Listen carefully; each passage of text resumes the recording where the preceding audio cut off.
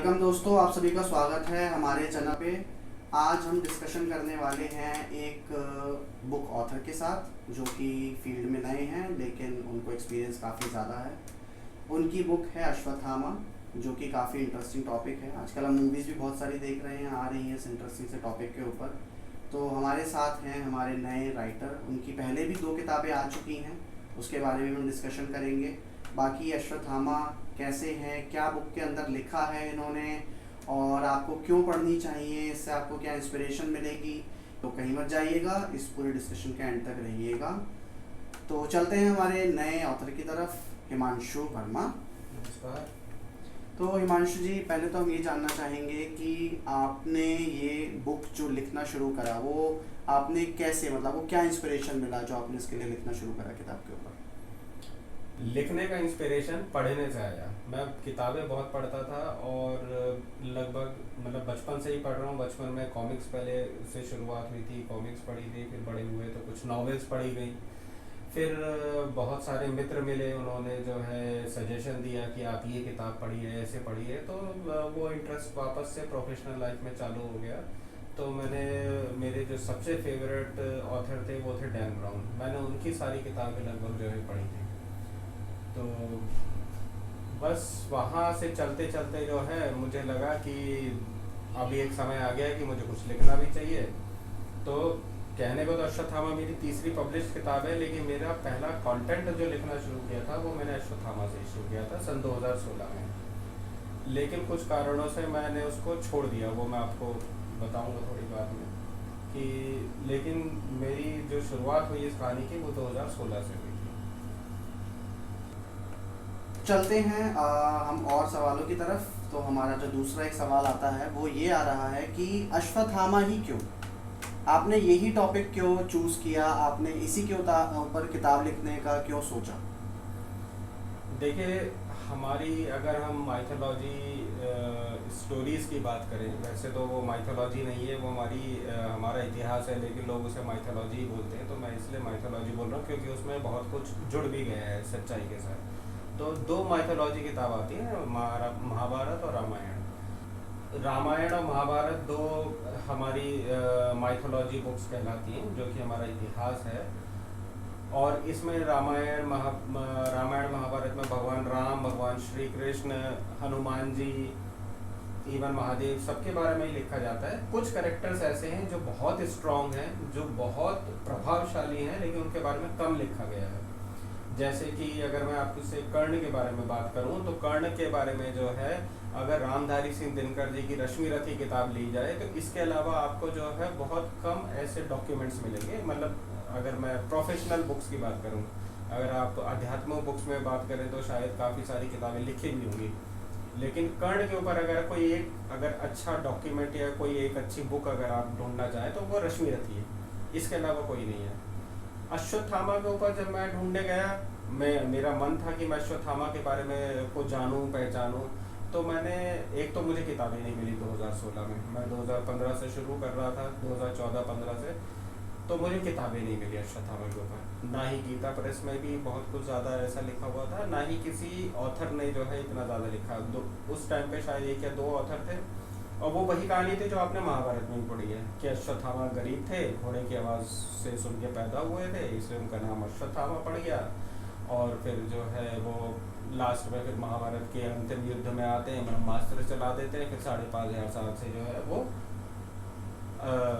चिरंजीवी, श्रापित चिरंजीवी की तरह घूम रहे हैं। इसके अलावा कुछ नहीं है।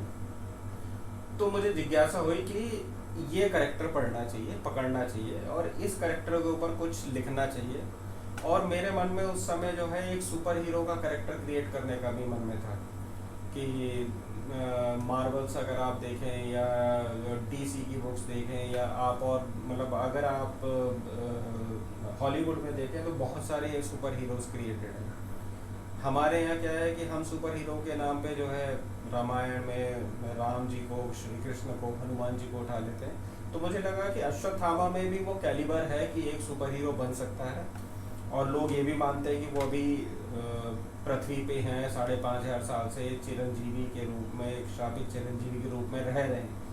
तो क्यों ना इस कैरेक्टर को इस्तेमाल किया जाए और एक सुपर हीरो की कहानी लिखी जाए। तो इसलिए मैंने अश्वत्थामा का कैरेक्टर चुना। तो ये भी हो सकता है कि जो अश्वत्थामा हैं, ये भी कहा जाता है कि वो जब कली का वध करने के लिए दोबारा से विष्णु जी जन्म लेंगे तो अश्वत्थामा आएंगे और हेल्प करेंगे, उसमें भागीदारी देंगे। तो क्या ये भी एक रीज़न है कि आपको लगा कि इसको वो कैसे श्रापित से वो कैसे कन्वर्ट होंगे?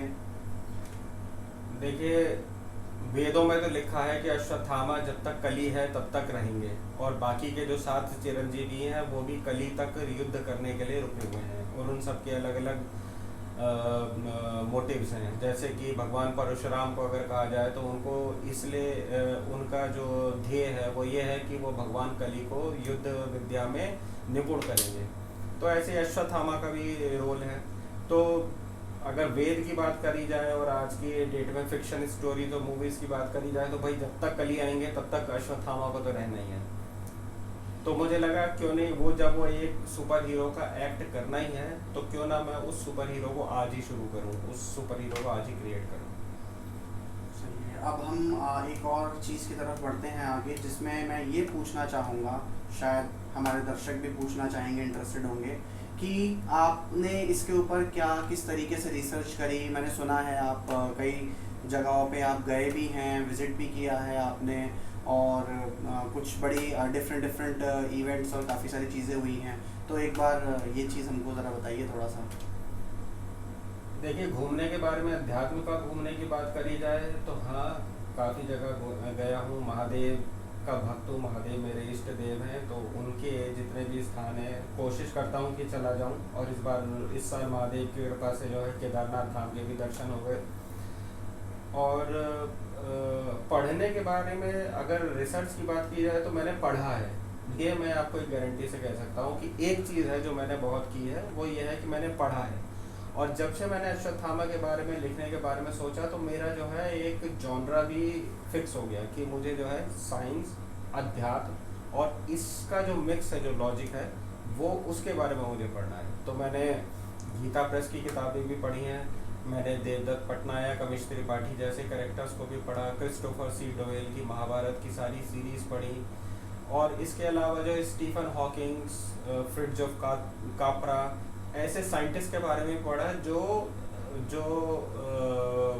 कॉस्मोस के बारे में लिखते हैं या बताते हैं, ब्रह्मांड की संरचना के बारे में लिखते हैं, प्लस कहीं ना कहीं वो भगवान का उसमें कहीं ना कहीं एक इन्वॉल्वमेंट भी रखते हैं, चाहे वो नेगेटिव एस्पेक्ट में हो चाहे पॉजिटिव में हो। जैसे कि स्टीफन हॉकिंग्स की किताबों में यही निकल कर आता है कि वो ये मानते हैं कि भगवान नहीं है, लेकिन फ्रिट्जोफ कापरा की किताबों में ये निकल कर आता है कि जो भारत में और ये जो पूर्वी देशों में, भारत, चाइना, जापान में जो परंपराएं हैं वो बहुत ज़्यादा साइंटिफिक हैं, बहुत ज़्यादा लॉजिकल हैं, और उन्होंने इन चीज़ों को प्रूव किया है। और आज की डेट में अगर आप देखें तो आज की डेट में जो है आप भी देखेंगे कि अब लोग धीरे धीरे मानने लगे हैं, इन चीज़ों को समझने लगे हैं कि हाँ, जो हिंदू धर्म में या जो हमारे पुराने कल्चर्स में जो कहा जाता था कि जैसे चंद्रमा का प्रभाव पड़ता है या सूर्य की जो दूरी है, ये सब है।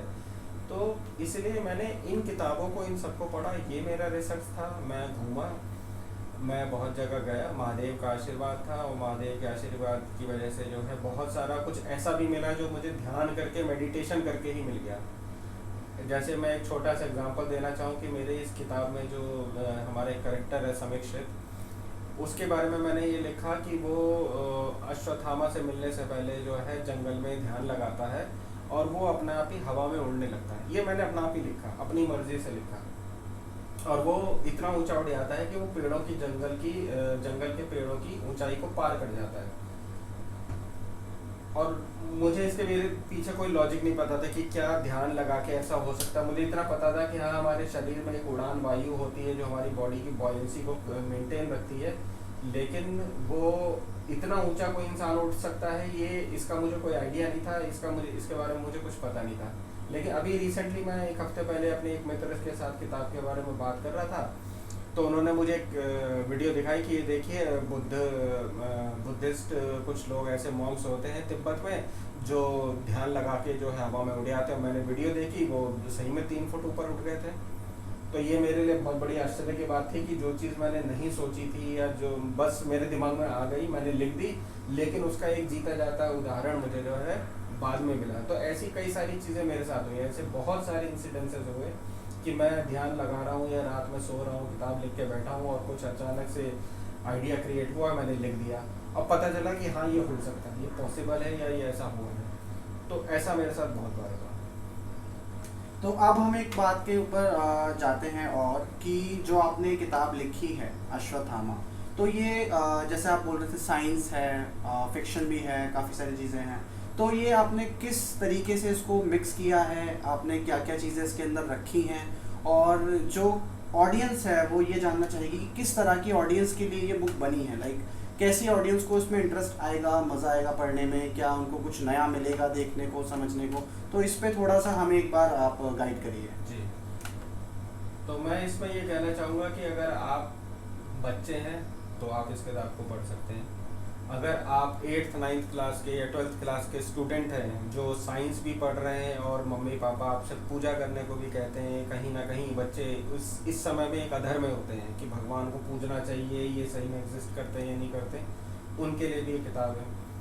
अगर आप में भक्ति है किसी भी इष्ट देव के लिए, भगवान चाहे वो महादेव हो, चाहे वो भगवान कृष्ण हो, भगवान राम हो, आप उनके लिए उनकी महिमा पढ़ना चाहते हैं तो भी आपके लिए किताब है। आप नास्तिक हैं तो भी आप ये किताब पढ़ सकते हैं और ये मेरी गारंटी है कि अगर आप नास्तिक भी हैं तो भी आप भगवान को मानना शुरू कर देंगे इस किताब को पढ़ के, क्योंकि मेरा जो कॉन्सेप्ट था वो पूरी तरीके से आंख बंद करके एक माइथोलॉजी, एक फिक्शन क्रिएट करना और उन बातों को लिख के को सामने रखना नहीं था जो आज की डेट में लोगों को हजम नहीं होती। जैसे कि लोग कहते हैं कि हनुमान जी ने सूर्य को निगल लिया था।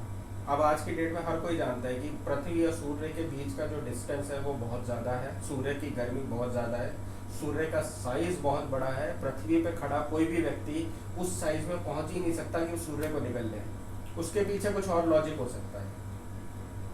तो इस तरीके के लॉजिक्स क्रिएट करना और लोगों को समझाना कि रामायण में हनुमान जी अगर उड़ सकते थे तो उसके पीछे क्या रीज़न था, और अगर महादेव लाखों साल से धरती पे हैं तो वो कैसे हो सकते हैं, किस रूप में हो सकते हैं। तो मैंने उन लॉजिक्स को लेकर आया, मैंने उसमें इस किताब में डाला है कि जो हम आज की डेट में समझ सकते हैं, जो साइंस और अध्यात्म दोनों के स्तर पे आपको जो है समझाई जा सकती हैं। जैसे कि शरीरी रूप में रहना पॉसिबल नहीं है, ये हम सब जानते हैं, 5000 साल 10,000 साल के लिए, लेकिन हम महादेव को कहते हैं कि लाखों साल से धरती पे हैं। तो शरीरी रूप में एक बहुत लंबे समय तक रहना पॉसिबल नहीं है, लेकिन हमारे शरीर के कुछ ऐसे एस्पेक्ट्स हैं जो जिसमें अगर हम चले जाएं तो हम रह सकते हैं। तो मेरी कोशिश यही रही है कि मैं उन लॉजिक्स को लेके चलूँ, इसलिए मैंने इसमें साइंस को जोड़ा है।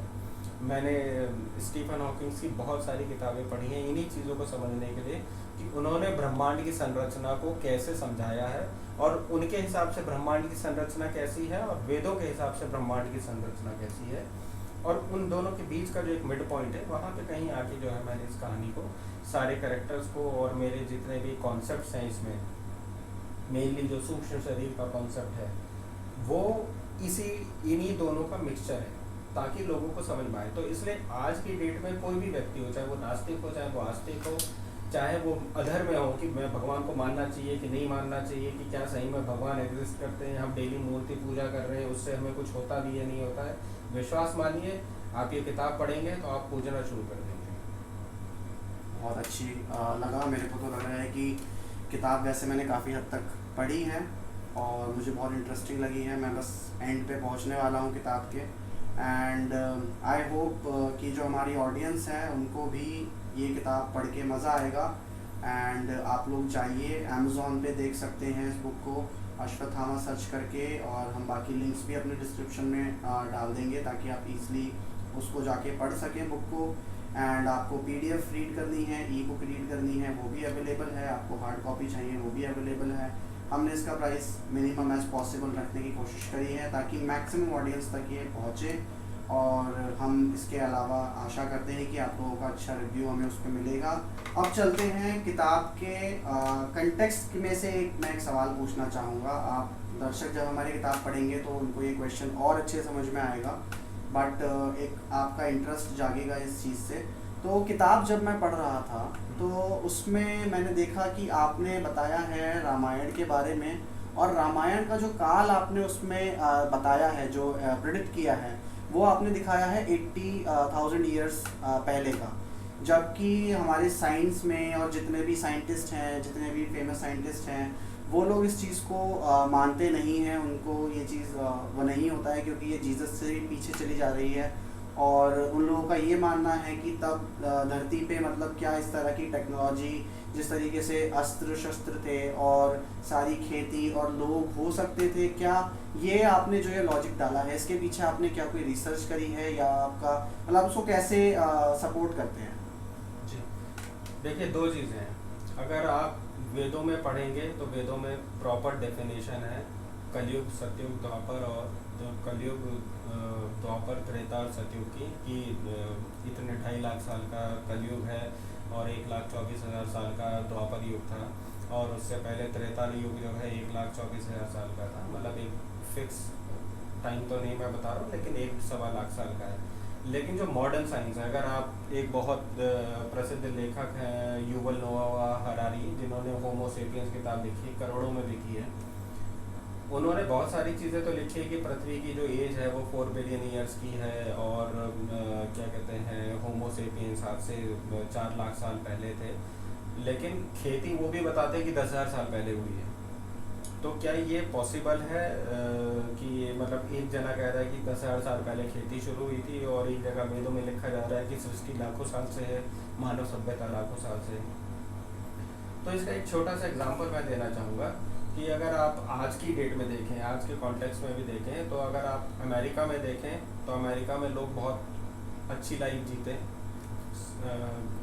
उनके पास सारी सुख सुविधाएं, गैजेट्स हैं, है ना, उनका जो फिजिकल स्ट्रक्चर है वो भी अलग है। आप उससे थोड़ा सा नीचे आ जाएं, यूरोप में आ जाएं, तो थोड़े से कम सुविधाएं हैं लेकिन लोग डेवलप्ड हैं। आप उससे और नीचे आ जाएं, इंडिया, रशिया, चाइना के शहर वाले लोगों में आ जाएं, तो उनकी लाइफ स्टाइल थोड़ा सा कम है अमेरिका से, लेकिन बेटर है। गाड़ियाँ हैं, डिजिटल डिवाइसेस हैं, सब कुछ यूज़ करते हैं। आप थोड़ा सा और नीचे आ जाएं, हिंदुस्तान के छोटे शहरों में आ जाएं, तो जीवन का स्तर और नीचे आ जाता है। टेक्नोलॉजी के मामले में लोग टीवी कम देखते हैं, मोबाइल्स हैं तो लिमिटेड हैं, गाड़ियाँ इतनी ज़्यादा नहीं है, सड़कें पक्की नहीं है। आप और थोड़ा सा नीचे चले जाएं, आदिवासी इलाकों में, तो वहाँ पे लाइट भी नहीं है, बिजली भी नहीं है, लोग बहुत मिनिमम कपड़े पहनते हैं, शक्ल सूरत भी उनकी अलग है, और कई चीज़ों के लिए जो है वो बहुत परमिटिव तरीके इस्तेमाल करते हैं। जैसे खेती के लिए जो बहुत पुराने जो पानी सिंचाई के लिए या गुड़ाई करने के लिए जो इस्तेमाल होते थे वो इस्तेमाल करते हैं। और इसी समय में अगर आप अंडमान निकोबार या अमेज़न चले जाएंगे तो आपको वहाँ पे वो आदिवासी भी मिल जाएंगे जिन्हें जो है बोलना भी नहीं आता है, जो आज भी मैन ईटर्स हैं, इंसानों को खाते हैं, और वो पुराने हथियारों को इस्तेमाल करते हैं जो स्टोन एज में यूज़ किए जाते थे। ठीक है, तो आज की डेट में अगर हम देखें तो इंसान की सभ्यता अमेरिका से लेके अमेज़न और अंडमान निकोबार आइलैंड के आदिवासी और जो इंडेंजर्ड स्पीशीज़ हैं वहाँ तक के लोगों में है, जिनका रहन सहन, जिनका खाना पीना और जिनका शक्ल सूरत अलग अलग है। ये एक बात सही है। अब अगर मान लीजिए अब हम 10,000 साल आगे जाते हैं, एक आइस एज आता है, एक एग्जांपल दे रहा हूँ मैं, या 20,000 साल आगे जाते हैं, एक आइस एज आता है और पूरी पृथ्वी समाप्त हो जाती है, सब कुछ खत्म हो जाता है, और उसके बाद फिर से सभ्यता शुरू होगी, और ये हमारा जितना भी डेवलपमेंट था, सैटेलाइट वगैरह, ये सब खत्म हो गया है, तो क्या बचेगा?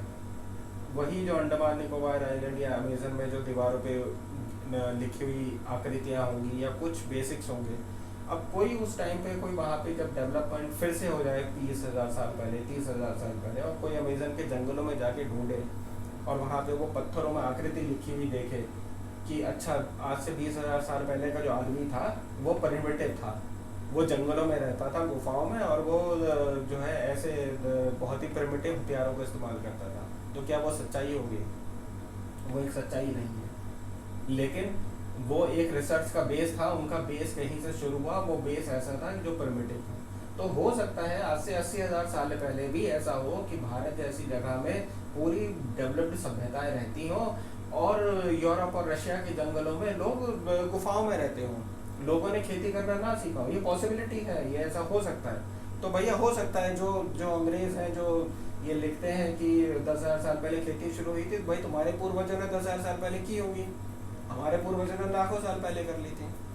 तो भाई मेरा तो ये मानना है कि एक ही समय में अलग अलग जोग्राफीज में डेवलपमेंट अलग अलग स्तर पे हो सकता है, और आज से 80,000 साल पहले भी हुआ होगा।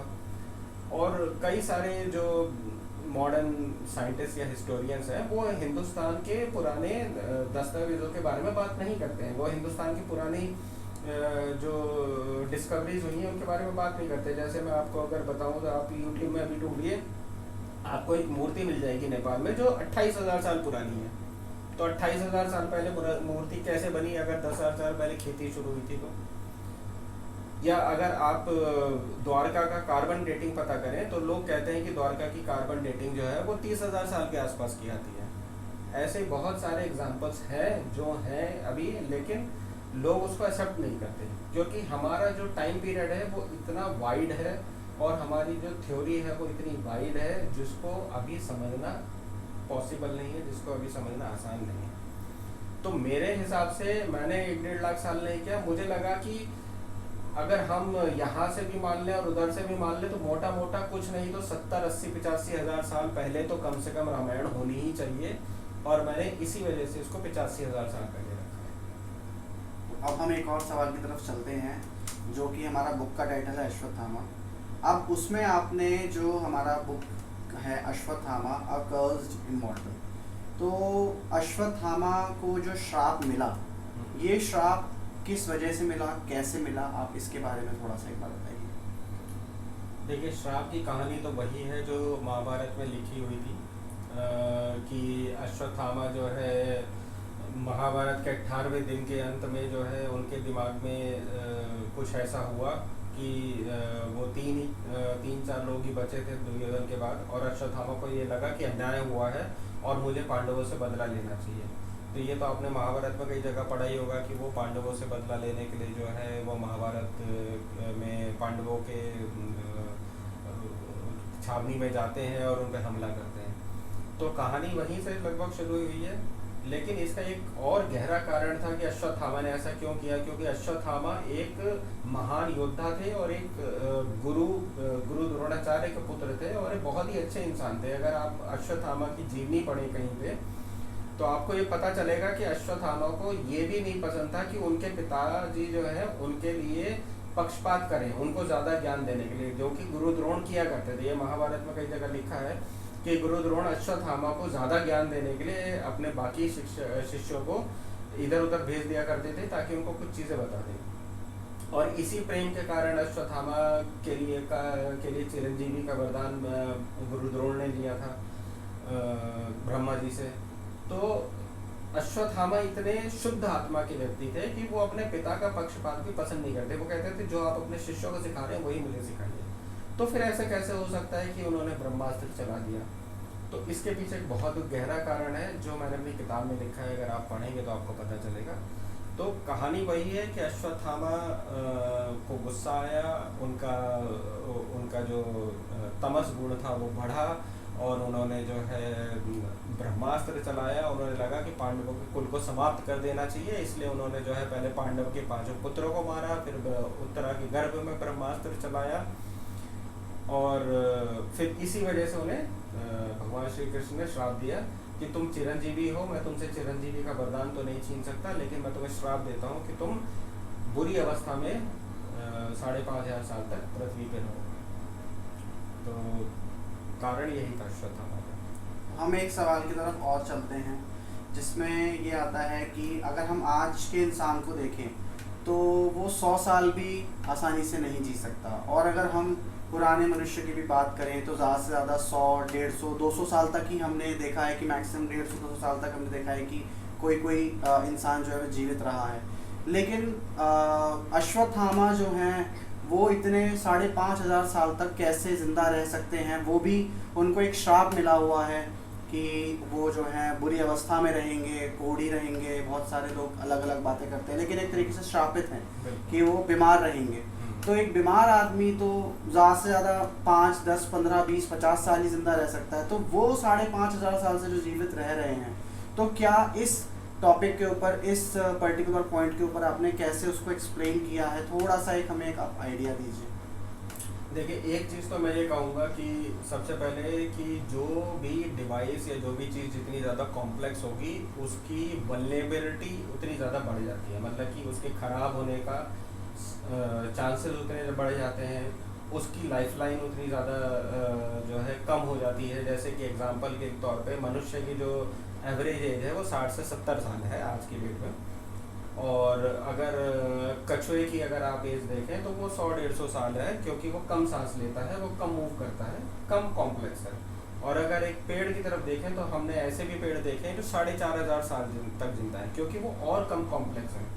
अगर मैं आपको आज की भाषा में बताऊं तो आपका जो आज की डेट का स्मार्टफोन है, आप कोई भी एंड्रॉयड फ़ोन खरीद लीजिए, वो 1 साल 2 साल चलता है। लेकिन अगर आप पीछे थोड़ा सा 10-15-20 साल पीछे चले जाइए, जब नोकिया के बेसिक फ़ोन आया करते थे मोबाइल, उसे आप उठा के फेंक दो, आप एक बार चार्ज कर लो, 3-4 दिन तक चार्ज करने की जरूरत नहीं पड़ती थी, क्योंकि वो उसमें कॉम्प्लेक्सिटी कम थी, फंक्शंस कम थे, तो उसकी लाइफ टाइम भी उसका ज़्यादा था।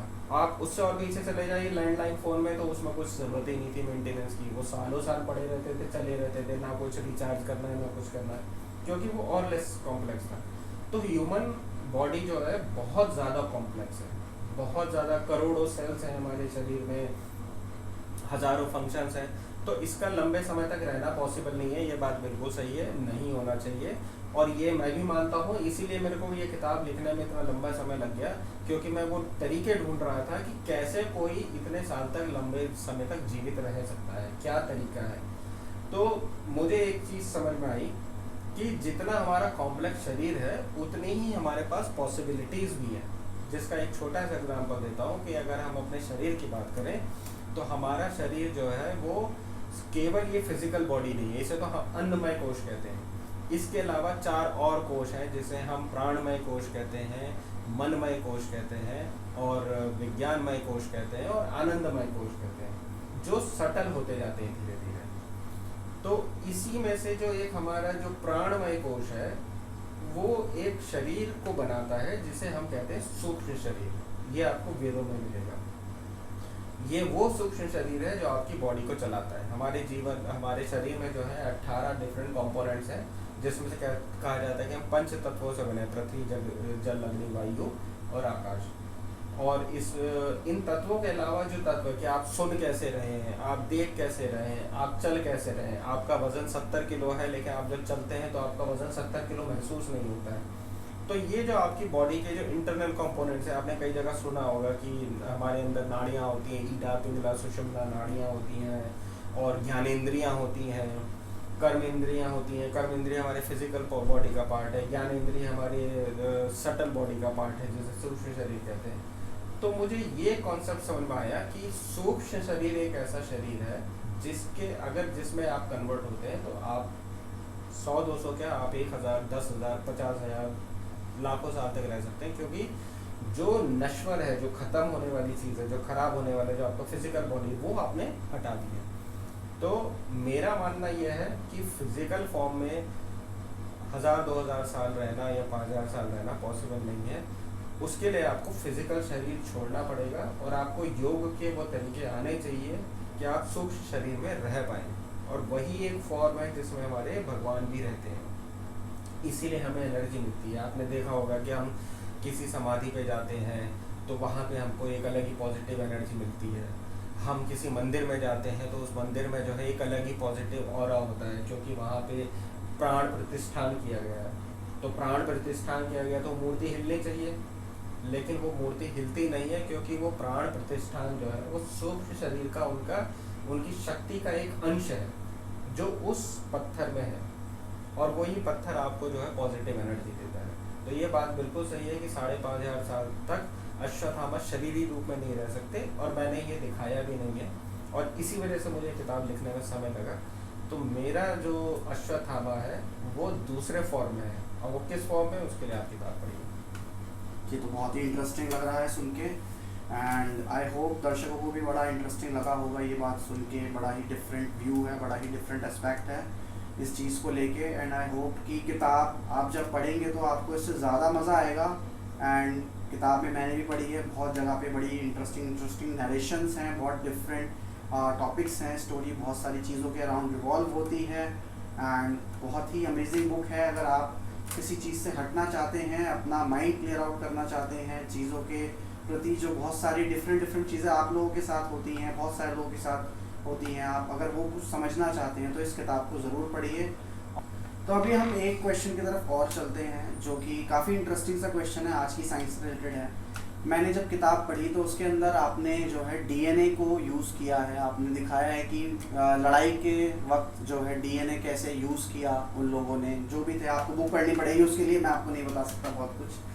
तो आप ये एक्सप्लेन कर सकते हैं कि जो डीएनए पार्ट आपने यूज़ किया है, मैं उसको पढ़ के मतलब मेरा को बहुत ही डिफरेंट व्यू आया, क्योंकि ऐसा हमने आज तक की लड़ाई में कहीं भी नहीं देखा है। जितनी भी वॉर्स हुई हैं उन सब में जो है physical devices, physical equipments use हुए हैं, कहीं पे भी ऐसा साइंटिफिक चीज़ नहीं यूज़ हुई है। तो क्या आपको ऐसा लगता है कि इतने टाइम पहले या जो लोग रहते थे, जैसे हमारी किताबों में लिखा हुआ है, हमारे वेदों में लिखा हुआ है, हिंदू वेदों में लिखा हुआ है, तो क्या उन लोगों को इन सारी चीज़ों के बारे में पता था जिस लेवल पे आज हम साइंस में इतना डीप एनालिसिस कर पाते हैं? क्या उस समय उन लोगों को इस चीज़ के बारे में नॉलेज थी?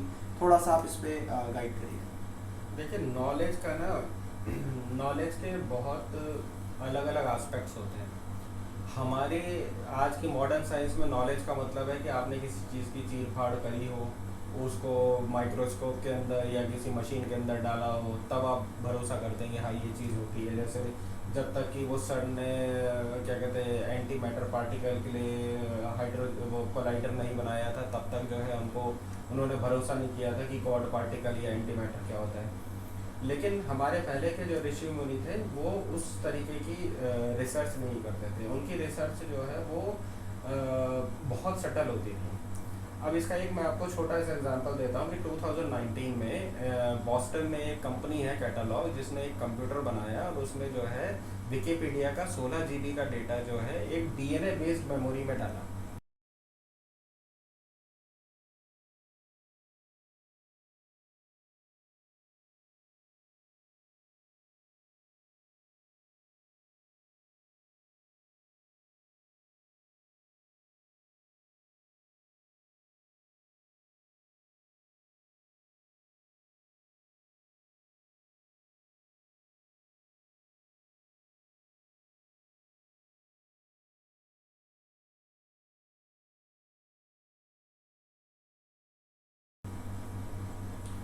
तो इसका मतलब ये है कि मॉडर्न साइंस कहीं ना कहीं समझ रही है कि हाँ हमारे जो शरीर में कॉम्प्लेक्सिटीज़ हैं वो बहुत पावरफुल है और बहुत स्ट्रॉन्ग है, जो हमारे ऋषि मुनि समझते थे। अब मैंने डीएनए का क्यों बताया, क्योंकि मैं आपको बताऊं कि अगर हम 5-10 हज़ार साल पीछे चले जाए तो हमारे यहाँ जो है जितने भी ग्रंथ होते थे वो लिखे नहीं जाते थे। हमारे यहाँ कोई लिपि नहीं है, हमारे यहाँ कोई किसी तरीके का भी मतलब संस्कृत जो है वो बोलने की भाषा है, उसकी अपनी जो है क्या कहते हैं कोई लिपि नहीं थी कि वो लिखी है। तो याद किया करते थे। अब वो याद क्यों करते थे? वो याद इसलिए करते थे क्योंकि उन्हें पता था कि आपके ब्रेन में और आपके डीएनए में जो मेमोरी की कैपेसिटी है, उस कैपेसिटी की डिवाइस ना तो आज तक बनी है, ना ही कोई इंसान बना पाएगा। इसके लिए मैं आपको एक बहुत छोटा सा एग्जांपल दूं कि आपने गूगल के सर्वर्स देखे होंगे, शहरों के साइज़ के सर्वर्स हैं बड़े बड़े। एप्पल का सर्वर देखिए, वो एक कहीं जंगल में पूरे शहर के साइज़ का सर्वर है। आप दुनिया के सारे सर्वर्स का डेटा कैलकुलेट कर लीजिए, एप्पल का, गूगल का, याहू का, फेसबुक का, यूट्यूब का, इंस्टाग्राम, स्नैपचैट, ट्विटर, सबका डेटा कलेक्ट कर लीजिए।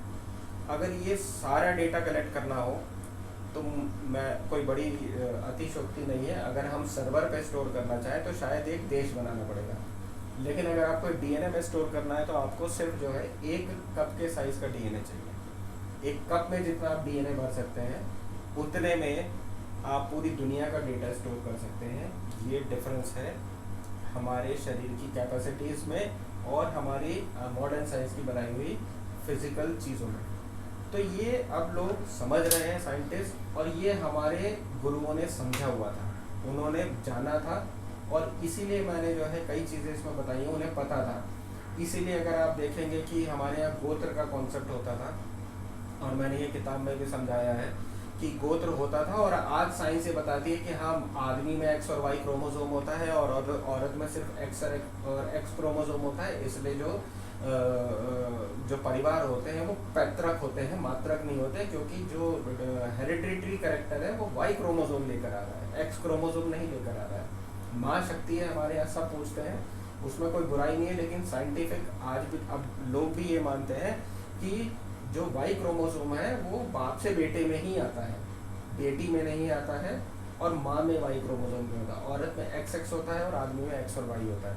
तो मैंने ये भी बताया है कि वाई क्रोमोसोम को ही हम गोत्र मान सकते हैं, क्योंकि वही है जो आपके पिछले कई पीढ़ियों का जो ज्ञान है, डेटा है, और उसकी जो फीचर्स हैं वो लेकर आपका वाई क्रोमोसोम आ रहा है।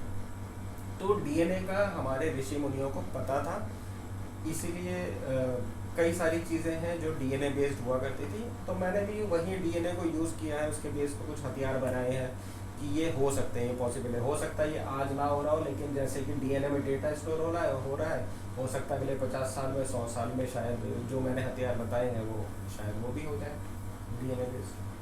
तो अभी हम चलते हैं एक और बुक के कंटेक्स्ट से ही हम एक और सवाल उठाने वाले हैं, जिसको मैं एक बार आपसे फिर से पूछूंगा, और ये रिलेटेड है हमारे आज के आज की नई टेक्नोलॉजी, जो हमारी आज इमर्जिंग टेक्नोलॉजी आ रही है, which is AI, artificial intelligence, जो आज हम देख रहे हैं कि बहुत ज़्यादा पावरफुल मानी जा रही है। आने वाले टाइम में कि एआई का बहुत बड़ा चेंज आएगा। तो आपने अपनी बुक के अंदर वो एआई का जो कंसेप्ट आपने यूज़ किया है, उसके पीछे क्या रीज़न है? आपको कैसे लगता है कि ये जो एआई है, क्या ये पहले भी था, क्या ये आज भी है, क्या जो हमने फिजिकल एआई बनाया है ये डिफरेंट है और बाकी जो एआई है वो डिफरेंट है? क्या मतलब इसमें कोई सिमिलैरिटी है? आप एक बार थोड़ा सा एक्सप्लेन करिए इस चीज़ को। देखिए, पहली बात तो हमें ये इस कॉन्सेप्ट को अपने दिमाग से निकालना होगा कि जो आज के मॉडर्न साइंस में हम जो चीज़ें कर रहे हैं वो पहले हो नहीं सकती हैं, वो पहले होती नहीं थी, क्योंकि ये सबसे बड़ी भ्रांति है। और इसी भ्रांति की वजह से जो है हमने अपने कई सारे ग्रंथों को जो है नकार दिया, हमने अपनी बहुत सारी शिक्षा और ज्ञान पद्धति को जो है झुटला दिया कि नहीं, ये पहले के लोग तो कर ही नहीं सकते और जो हम कर रहे हैं वही हो सकता है। जिसका बहुत बड़ा एग्जाम्पल जो है वो एरोप्लेन है। जब राइट ब्रदर्स ने पहला प्लेन उड़ाया तब लोगों को समझ में आया कि हाँ, इंसान उड़ सकता था, और उससे पहले ये कहा जाता था कि इंसान उड़ ही नहीं सकता। लेकिन जब हमने अपने ग्रंथ छांटने शुरू किए तो पता चला कि पूरा एक विमान शास्त्र का ग्रंथ है।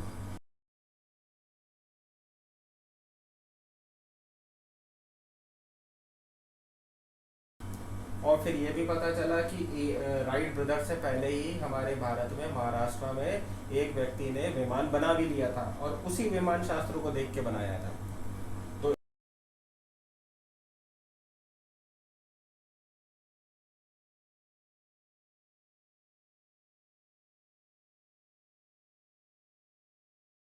इसका मतलब कि फ्लाइंग टेक्नोलॉजी थी। और अब आज की डेट में अगर आप क्रिस्टोफर डोयल की किताब को देख लीजिए या और कई सारे राइटर्स की किताब को देख लीजिए, तो वो ओपनली दिखाते हैं कि हाँ, विमान थे, भगवान राम विमान से आए थे, रावण के पास अपना विमान था। तो टेक्नोलॉजी हो सकती है, पहले भी लोग कर सकते हैं, तरीका अलग हो सकता है, लेकिन ऐसा नहीं कि टेक्नोलॉजी नहीं हो सकती। तो आर्टिफिशियल इंटेलिजेंस भी कुछ ऐसा ही है।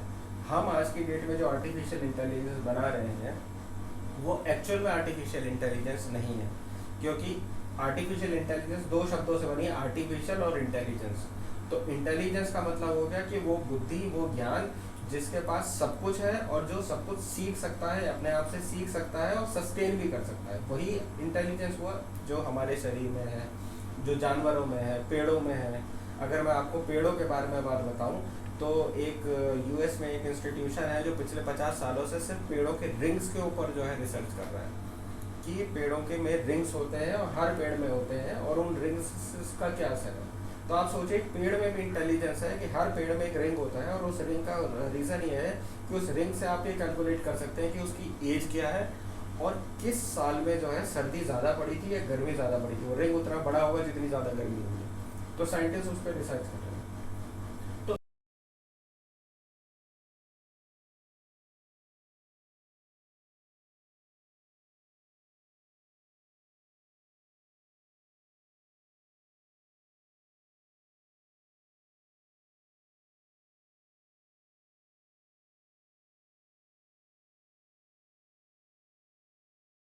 इंटेलिजेंस सृष्टि में हर जगह है, लेकिन जितना भी इंटेलिजेंस है वो सेल्फ सस्टेनेबल है और वो खुद सीखता है और अपने आप आगे आगे बढ़ता है। तो अगर मैं आप आज की डेट की बात करूँ किसी आर्टिफिशियल इंटेलिजेंस की, तो आपको एक मशीन बनानी पड़ती है, उस मशीन का आपको रख रखाव करना पड़ता है, उसका आपको मेंटेनेंस चाहिए, लाखों रुपया खर्च करना पड़ता है।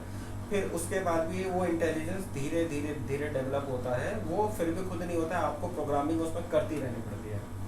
तो आर्टिफिशियल इंटेलिजेंस का जो पैरामीटर है वो ये होना चाहिए कि कोई ऐसा इंटेलिजेंस जो आर्टिफिशियली बनाया गया है लेकिन वो सेल्फ लर्नेड होना चाहिए हमेशा के लिए, और वो सेल्फ सस्टेनेबल भी होना चाहिए।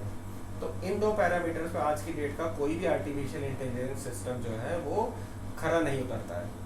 तो अभी लड़ाई लंबी है, अभी रास्ता बहुत लंबा है, और शायद समय आए कि जब आप कोई एक रोबोट बनाए और वो जो है अपना आप को खुद ही रिचार्ज कर ले, खुद ही इलेक्ट्रिसिटी पैदा करके वो अपने लिए जो है अपना रिचार्ज का तरीका ढूंढ ले, उसका पैर टूट गया तो वो अपना पैर बना के जोड़ ले और वो खुद ही धीरे धीरे सीखता रहे, इम्प्रूव होता रहे। हो सकता है अभी और 40-50 साल लगेंगे, लेकिन हमारे ऋषि मुनियों ने जो है ऐसे ही आर्टिफिशियल इंटेलिजेंस जो बिना फिजिकल किसी डिवाइस के थे वो उन्होंने खोज ली थी, जिसे आप सटल बॉडी कह सकते हैं, सूक्ष्म शरीर कह सकते हैं। वही आर्टिफिशियल इंटेलिजेंस है जिसको मैंने इस किताब में इंट्रोड्यूस किया है और बताया कि आर्टिफिशियल इंटेलिजेंस एक्चुअल में क्या हो सकती है।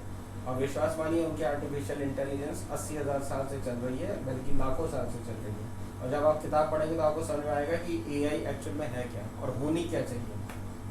आई गेस जो लोग टेक्नोलॉजिकली साउंड है, जिन लोगों को टेक्नोलॉजी में बहुत इंटरेस्ट है, उनको भी ये किताब पढ़ने में बहुत मज़ा आएगा, क्योंकि इसमें बहुत सारे टेक्निकल एस्पेक्ट्स भी हमने यूज़ करे हैं। आज की टेक्नोलॉजी यूज़ करी है, पुरानी टेक्नोलॉजी हमने यूज़ करी है, पुरानी चीज़ों को भी मिक्स किया है, तो बहुत मज़ा आने वाला है। आप ज़रूर इस किताब को पढ़िएगा। एंड ये अमेज़ॉन पे और फ्लिपकार्ट पे और आपका बाकी सारे ऑनलाइन प्लेटफॉर्म्स पे अवेलेबल है। फिजिकल कॉपी भी आपको ऑनलाइन मिल जाएगी, और इसको पढ़ के आई होप आपको बहुत मज़ा आएगा और रियल लाइफ में आपके शायद कुछ एक्सपीरियंसेस चेंज होंगे। एंड इसी के साथ अपना इंटरव्यू क्लोज करते हैं। Thank you all.